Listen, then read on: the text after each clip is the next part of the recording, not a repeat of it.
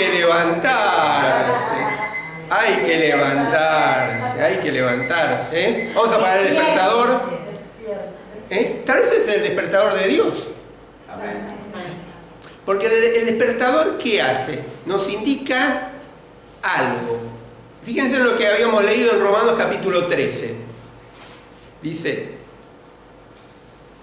en todo esto tengan en cuenta los tiempos que vivimos y sepan que ya es hora de despertarnos del sueño. Es hora de levantarnos. El tiempo nos indica, así como el despertador suena y nos indica que hay que levantarse, nosotros mirando las cosas que ocurren en el mundo y en nuestra Argentina, nos tenemos que dar cuenta que es hora de no perder el tiempo, de levantarnos, de entrar en acción. Porque tenemos un Dios que es alegre, que nos está esperando en el cielo con una gran fiesta, una gran reunión de alabanza, ¿no es cierto? Tenemos un Dios también que está enojado, que dice que está con su ira y que un día va a descargar su ira sobre esta tierra y sobre todos los que no creen en Él. Pero también saben ustedes, a veces nuestras acciones también pueden traerle a Dios arcadas. ¿Sí? Pueden hacer a Dios vomitar a veces nuestras acciones.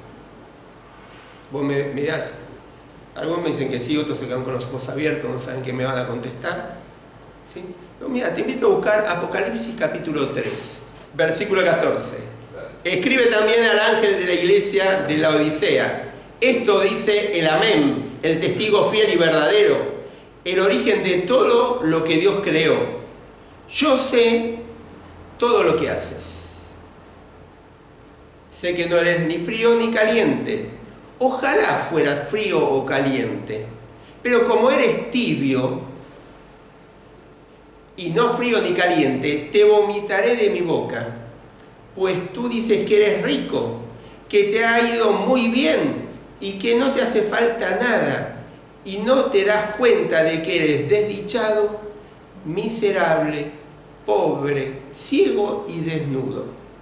Por eso te aconsejo que de mí compres oro refinado en el fuego, para que seas realmente rico, y que de mí compres ropa blanca para vestirte y cubrir tu vergonzosa desnudez, y una medicina para que la pongas en tus ojos y veas. Yo reprendo y corrijo a todos los que amo. Por eso, sé ferviente y vuélvete a Dios. Y las palabras que acabamos de leer, ¿sí? Y los primeros versículos identifican quién es el que escribe, ¿sí? Por supuesto es un ángel, como dice, que va a la iglesia en la Odisea. Pero hay alguien que manda a ese ángel, que es el que manda el mensaje, y es Jesucristo. Fíjense que se identifica con 3 títulos, ¿sí? El Amén, o hay otras versiones que dice el Dios que siempre dice la verdad, porque Amén, acordate que quiere decir así sea, es una afirmación, es decir, estoy de acuerdo, eso es verdadero, apoyo eso, ¿sí? El testigo fiel y verdadero, y el que es el principio de la creación de Dios, el principio de todas las cosas, el que todo lo creó. Ese es Jesucristo. Amén. ¿Sí? Ese es Jesucristo. Es el que realmente es la verdad de Dios, es el que realmente es el testigo fiel, el que es verdadero y es el que está desde el principio. Por eso el apóstol Pablo, acordate, cuando escribe a los Colosenses dice: Cristo es la imagen visible de Dios, que es el invisible. Es su Hijo primogénito, anterior a todo lo creado. En el Dios creó todo lo que hay en el cielo, en Él, en la tierra, y todo lo visible y todo lo invisible. Cristo existe antes de todas las cosas. Es decir, es Jesucristo el que manda este mensaje a la iglesia. Y que es un mensaje que es actual para la iglesia hoy en día. ¿Sí? Que es actual para el cristiano hoy en día. Ahora escribe a la iglesia en la Odisea.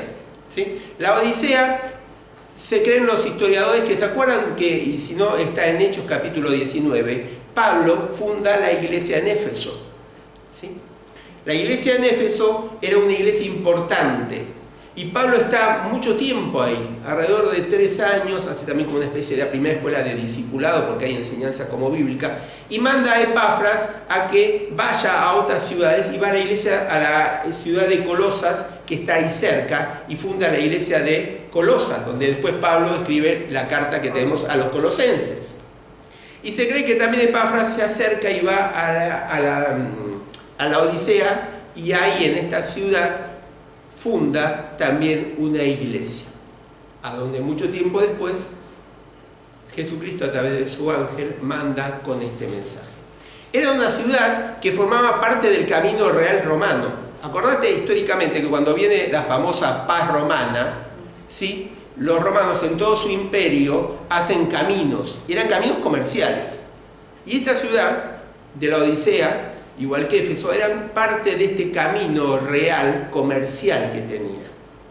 Por eso era una ciudad muy rica. Y la gente que estaba en esta iglesia eran cristianos ricos, ¿sí? Básicamente por el comercio que pasaba por ahí. Era una ciudad rica en todo lo que podía ser transacción comercial, actividad, digamos, bancaria. No era como hoy en día, pero había cierta actividad bancaria, comercial.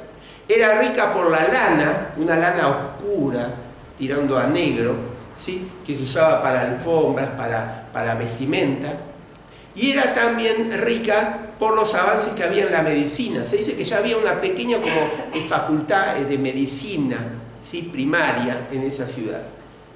Tan importantes eran los avances médicos que hasta había una pequeña fábrica de colirio, ¿sí?, de algo que se usaba en ese momento para los ojos, que inclusive iba a todo el imperio en ese momento greco-romano. Se mandaba colirio y era conocido de ahí de la Odisea. Ahora hay un reproche de parte de Dios, ¿sí? Si ustedes se fijan y volvemos al texto bíblico, ¿sí?, Dios habla de las obras que ellos estaban haciendo, ¿sí?, las obras que ellos estaban haciendo. ¿Y por qué Jesús toma las obras como evidencia? Porque las obras son muestra de nuestra fe. Las obras no nos salvan, pero el Señor dijo: por sus frutos los conoceréis. Es decir, por los resultados, por cómo vivimos la vida cristiana, por cómo ellos vivían la vida cristiana, por sus obrar, por sus acciones, por sus reacciones a los problemas, por cómo ellos vivían, demostraban la vida que ellos tenían, ¿sí? Santiago también en el capítulo 2 habla de esto, acordate, que habla de que dice que la fe sin obras es muerta. ¿Por qué? Porque está mostrando lo que hay. Y así nos pasa también a nosotros hoy en día. De lunes a sábado, cuando no estamos en la iglesia, es donde realmente ahí con nuestras acciones, cuando estamos en casa, cuando estamos en el trabajo, cuando estamos comprando algo, ahí es donde estamos demostrando realmente nuestra fe, en nuestro obrar. Y el Señor mira las obras de ellos y se da cuenta que no son frías y no son tampoco calientes. Un detalle que me olvidé de contarte. A la iglesia de la Odisea también, a la ciudad de la Odisea, llegaba como una especie de canal, de acueducto sería, de agua, porque no tenían agua ahí mismo. Y la traían. ¿Sí? Y la traían esta agua. Y esto es importante. ¿Por qué? Porque el Señor dice: las obras de ustedes no son ni frías ni calientes. Cuando vamos a la palabra fría en su original, no está hablando de algo que está un poquito frío, ¿sí?, como cuando abrimos la canilla y sale el agua fría, sino está hablando de un frío a nivel de congelarse, ¿sí?, a punto de un frío bastante avanzado, a nivel de que ya hay como una especie de escarcha, se está por congelar. Y cuando habla de caliente está hablando de algo bastante en ebullición. Es decir, cuando vieron, dejamos la pava sobre el fuego y nos olvidamos, ¿sí?, y decimos, y empieza a salir un humito por arriba de la pava, bueno, en ebullición, o sea, algo bastante caliente. Y el Señor ve las obras de estos cristianos y dice: ustedes son tibios, no son ni una cosa ni la otra. Y como ustedes son tibios, le traían a Dios un efecto de que le daba ¿qué? Náuseas, arcadas, y dice, por eso yo los voy a vomitar. ¿Sí? Los voy a vomitar. Teniendo en cuenta el pasaje bíblico y este análisis, yo quería compartir con vos algunas conclusiones. ¿Sí? En primer lugar, cuando está hablando de tibieza, ¿sí? Está hablando de algo indefinido, algo que está indeciso, algo que no se juega, algo que no es ni una cosa ni la otra. No es ni agua caliente que puede servir para tal vez algo medicinal, ni es algo frío que puede traer algo para refrescarnos. ¿Sí? Es algo realmente intermedio, que no sirve para nada. Y que es más, que encima la ciudad se creía que tenían todo, porque fíjate que en el pasaje el Señor dice, ustedes se consideran que tienen todo, que son ricos, ¿sí? Que tienen lo mejor de la lana, que tienen lo mejor de la medicina o ese colirio, pero realmente son, fíjate las palabras duras que usa el Señor, dice, son pobres, ciegos. En la versión 60 habla de que están desnudos, es decir, que no eran nada, eran inútiles. ¿Sí? Ahora, en primer lugar, la tibieza para Dios es pecado. ¿Sí?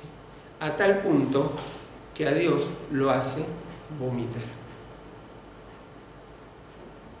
Es así, es lo que acabamos de ver. La tibieza para Dios es pecado. Ahora, ¿quiénes son los tibios? ¿Quiénes son los tibios? ¿Sí? Los que no son los fríos, no, porque el frío no tiene contacto. Es decir, no es, el tibio no es la persona que no tiene a Cristo en su corazón. No es la persona que no aceptó al Señor Jesucristo. Porque si no, no estaría en contacto con el Señor. Al él vomitarlo, quiere decir que había un contacto. Es decir, que está hablando de cristianos. No podemos decir que eran los que estaban en la iglesia que no eran creyentes, como puede haber en todas las iglesias. ¿Sí? O los convencidos que estaban en una iglesia pero realmente no estaban convertidos. Evidentemente no. Eran creyentes. Eran creyentes que estaban ahí, indefinidos, ¿sí? Sin jugarse, en algo intermedio, en algo que no era ni una cosa ni la otra. Y el Señor dice, yo los vomitaré de mi boca. No iban a perder seguramente la salvación, porque la salvación no se pierde. ¿Sí? Si analizamos todo el contexto bíblico y sumamos también el Antiguo Testamento, la salvación no se pierde. Pero seguramente esos cristianos tibios iban a perder el gozo ante cualquier circunstancia. Iban a tener vidas no de victoria, sino de derrota. Iban a perder las bendiciones que el Señor le da a aquellos cristianos que eran calientes. Porque fíjate la comparación, el Señor dice, hubiese sido preferible, y lo segundo que quiero que pensemos, es mejor que hubieran sido fríos y no tibios. ¿Por qué? Me pregunté yo, el Señor dice eso. Porque ante nada, algo, yo había pensado, ante que todo, bueno, algo es, por lo menos eran tibios. Pero el Señor dice, hubiera sido preferible que sean fríos o calientes, pero no, fríos. ¿Por qué el Señor pone esa comparación, dice eso? Y yo pienso que el Señor dice eso porque el tibio no da un buen testimonio. Porque el tibio no muestra en su vida el verdadero y pleno evangelio. Porque el tibio no muestra en su vida ese testimonio que el otro tiene que ver. ¿Te acordás cuando el Señor dice que la luz, ¿sí?, ilumine tanto en nuestra vida que los demás al ver la luz de nosotros, den gloria a Dios. El Señor le dijo a sus discípulos: ustedes se tienen que amar de tal manera que el mundo conocerá que son mis discípulos. Ese tibio no está mostrando plenamente el Evangelio del Señor. Ese tibio da un mal testimonio. Entonces el Señor dice: es preferible que hubiera sido frío, es preferible que hubiera sido, y no tibio, porque de esta manera estás dando un mal testimonio. Y a veces no nos pasa que nos encontramos con personas que nos dicen: no, ¿para qué quiero ser cristiano? Si fulanito de tal es cristiano y fíjate lo que hizo. ¿Sí? Es un mal testimonio de alguien que dio. A veces es sin razón, pero a veces es con razón. Y es un mal testimonio. Y el Señor dice: es mejor que hubiera sido frío. Que hubiera sido tibio. Frío y no tibio. Porque ahí está la consecuencia que vas a tener por haber dado un mal testimonio. Y muchas veces nosotros nos engañamos a nosotros mismos. Y creemos en nuestra mirada, en nuestra conclusión, en base a los valores humanos, en base a lo que Satanás y sus principios nos ponen en nuestra mente, y nosotros aceptamos porque no los chequeamos con la palabra de Dios, y a veces nosotros creemos que estamos bien. Y algo que yo quiero que pensemos también esta mañana es que ellos vivían engañados, porque ellos creían que eran algo y que realmente no lo eran. Creían que con lo que tenían estaban bien ante el Señor y no lo eran. Ellos creían que estaban bien con su riqueza, con su lana, con su progreso medicinal, con todo lo que tenían como ciudad, como iglesia también, como cristianos. Pero a los ojos de Dios, todo eso, ¿qué era? Era nada. Y a veces a nosotros nos pasa igual. No chequeamos con la palabra de Dios, no chequeamos con lo que Dios dice, a ver si lo que tenemos, lo que estamos viviendo, lo que estamos buscando, es realmente lo que Dios quiere. Porque ellos creían que tenían todo, pero realmente, y estaban satisfechos por lo que tenían, pero realmente, a los ojos de Dios, no era nada. Y acordate que un día el Señor va a probar nuestras obras. Acordate que un día el Señor va a probar todo lo que estamos haciendo, va a ser probado por fuego. Y lo que tenemos que trabajar en esta vida es para que todo lo que hagamos realmente sea en la voluntad del Señor, sea de acuerdo a sus propósitos, y cuando venga eso probado, ese momento de prueba, quede más puro y quede como el oro y pase el fuego de la prueba y no sea consumido como las hojas secas y el aserrín. ¿Sí? Ellos pensaban una cosa, es decir, para Dios la tibieza es pecado, lo hace vomitar, le hace que no podamos gozar de las bendiciones que Dios quiere darnos. A tal punto que el Señor dice: es mejor que sea frío y no tibio, porque estás dando mal ejemplo, no estás representando al verdadero y pleno evangelio. El Señor advierte también y nos advierte: no vivamos engañados, creyendo que somos algo que realmente a los parámetros de Dios, a los principios de Dios, no lo somos. Pero también hay una advertencia para que no seamos indiferentes. El tibio es el que está indiferente, que está en el medio, el que da el dinero o da la ofrenda o da el diezmo, ¿no es cierto? Pero hasta ahí, para cumplir, para que lo vean. Es aquel que realmente quiere ser salvo del pecado, porque quiere ser salvo a través del castigo del pecado, pero tiene sus placeres por ahí. Es aquel que tal vez no quiere compartir la fe con otros porque teme el rechazo. ¿O qué le van a decir?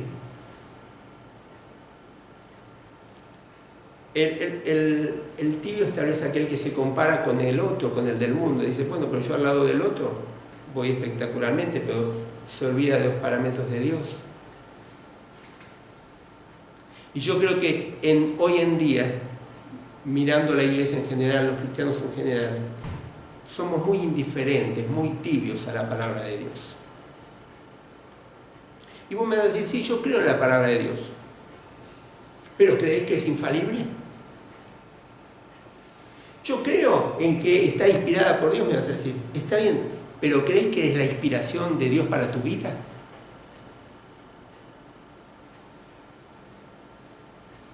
Porque si realmente creemos que en la palabra de Dios, vamos a apuntar a vivirla, no a cuestionarla.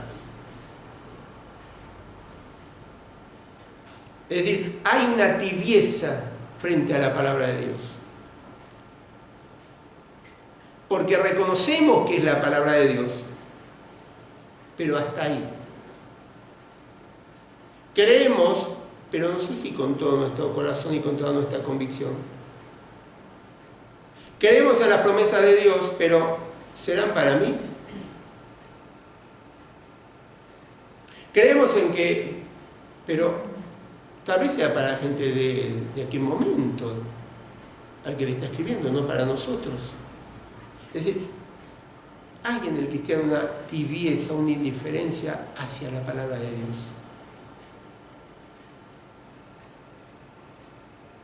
Hay una indiferencia también y tibieza del cristiano hacia la oración. Porque vos me vas a decir, sí, yo creo que la oración es la forma de comunicarme con Dios. ¿Cuánto tiempo te comunicas con Dios? ¿Te comunicas con Dios todos los días?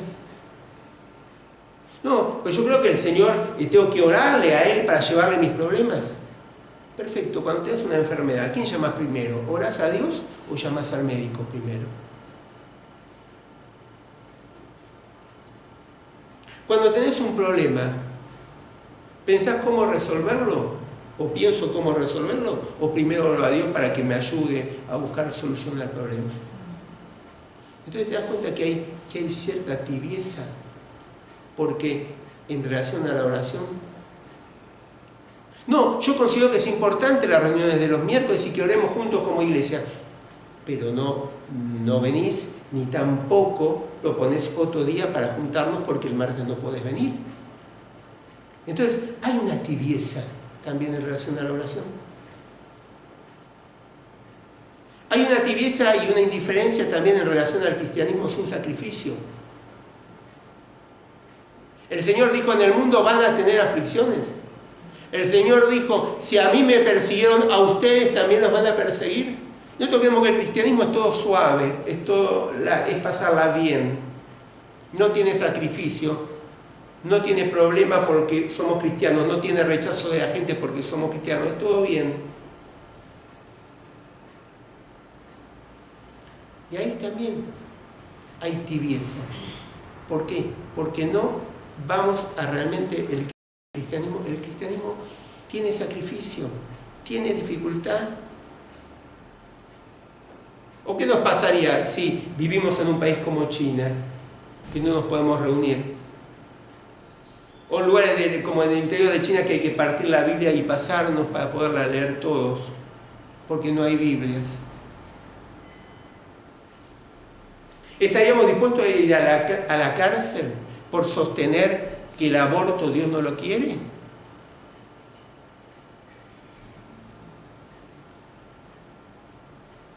Yo creo que ahí hay tibieza, porque no estamos viviendo ese cristianismo de sacrificio, ¿sí? Porque hay persecución por ser cristiano. Ese es el evangelio completo. No es solamente el de las añadiduras. Dios nos añade cosas, ¿sí?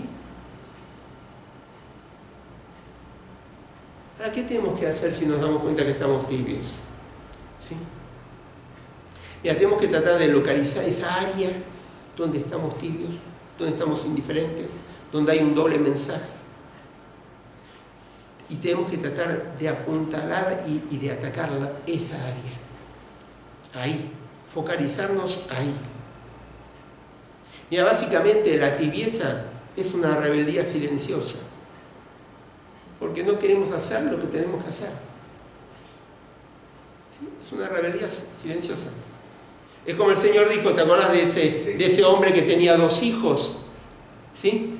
Y le dice al primero que tenía que ir a trabajar a la viña, y el hijo dice, sí, ya voy, y no fue. Y el segundo hijo le dice, sí, papá, ya voy a trabajar a la viña, y no va. Y el Señor le pregunta, ¿cuál de los 2 hizo la voluntad de su padre? Y los discípulos le dicen, el primero, porque aunque dijo que no iba a ir, después fue. Y a veces hay esas rebeldías silenciosas en nosotros. Y contra la rebeldía lo que tenemos que hacer es obediencia. Y obediencia visible. Que la obediencia visible va a tener un costo, pero nos vamos a afirmar en la vida cristiana. Nos vamos a afirmar en la vida cristiana. 1 Pedro capítulo 1 versículo 22 dice, habiendo purificado nuestras almas por la obediencia a la verdad, habiendo purificado nuestras almas por la obediencia a la verdad, mediante el Espíritu, para el amor fraternal no fingido, amados unos a otros con entrañable amor y corazón puro. Es decir, tenemos que volver a esa obediencia a la verdad, porque la tibieza es desobediencia, es rebeldía silenciosa. La tibieza y esa no definirse, indiferencia, es también falta de determinación en nuestra vida cristiana. Estamos muy vacilantes. ¿Sí? Y cuando pensaba esto me acordaba de las palabras del apóstol Pablo cuando dice que si no tenemos, que a veces los cristianos somos como, ¿sí?, esas que vamos de un lado al otro fluctuando por las ideas que el mundo va poniendo. Y a veces nos falta, somos tibios porque nos falta determinación y vacilamos, vamos de un lado al otro.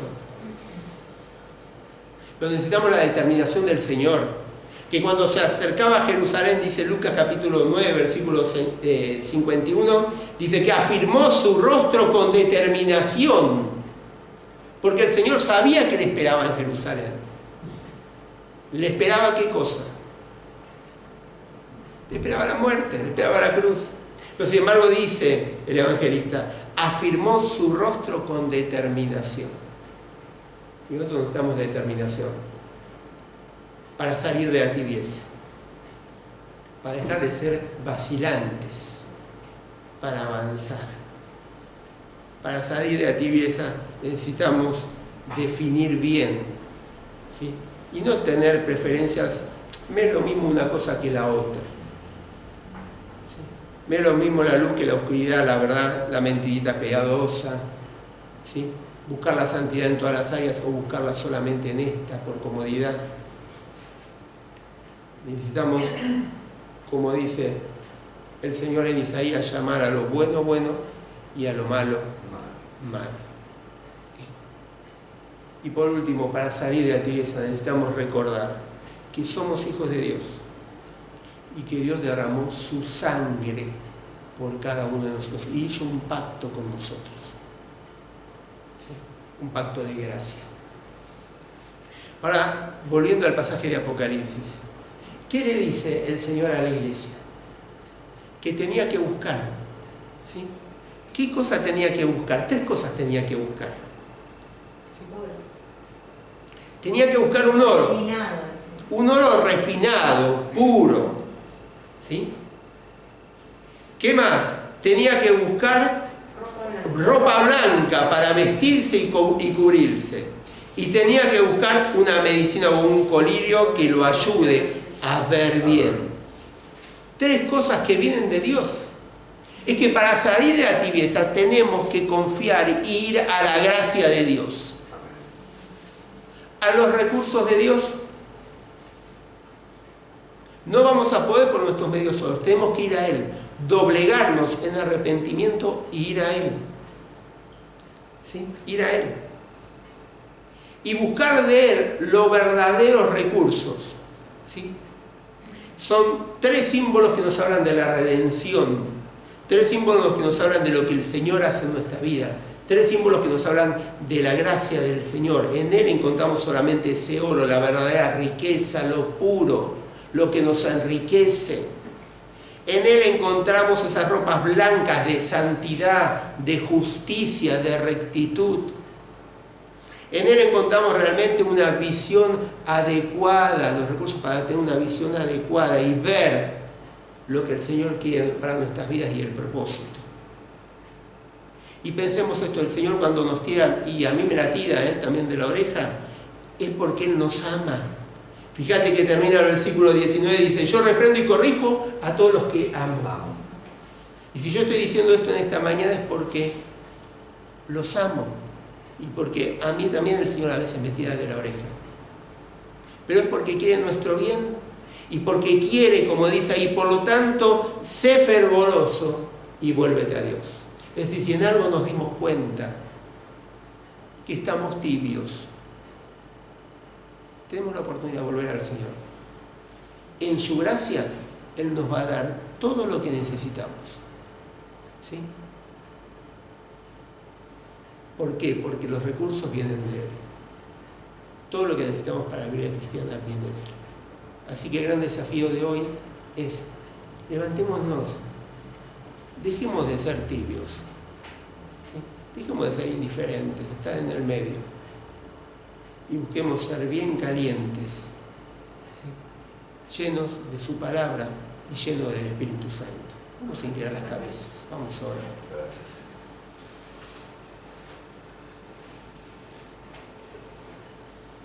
Me gustaría invitarte a que pienses, un minutito nomás, que pienses en qué área estás siendo tibio. Tal vez yo no di el ejemplo, pero a vos te viene a la mente, el Espíritu de Dios te lo está poniendo ahora en tu mente. ¿En qué área estás siendo tibio? Identifícalo. Y pedirle al Señor que te ayude a cambiarlo. Arrepentite y pedirle al Señor que te ayude a cambiarlo. Y vas a ver cómo la gracia de Dios, el Espíritu Santo de Dios, va a estar fortaleciéndote para que te podamos servir calientes. Calientes por el Espíritu de Dios que está en nosotros, calientes por su palabra.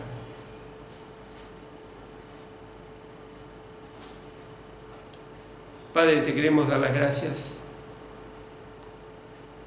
Señor, gracias porque este mensaje a la iglesia en la Odisea es el mensaje para nuestras vidas. Porque todos tenemos algún área en la cual somos tibios, estamos ahí, indecisos, intermedios, no jugados plenamente, tal vez con un poco de rebeldía, sin determinación, prefiriendo otras cosas y no lo que vos nos decís en tu palabra que querés para nuestras vidas. Señor, te pedimos perdón. Y queremos pedirte también que nos hagas calientes en esa área. Que realmente podamos sentir el fuego de tu Espíritu y tu palabra en nuestras vidas. Para que de esa forma podamos ser un testimonio pleno de tu Evangelio. Un testimonio pleno del verdadero Evangelio que encontramos en vos. Padre, bendecinos. Ayúdanos con tu gracia, te necesitamos, Señor. Y todo esto te lo pedimos en el nombre de Jesús. Amén, Señor.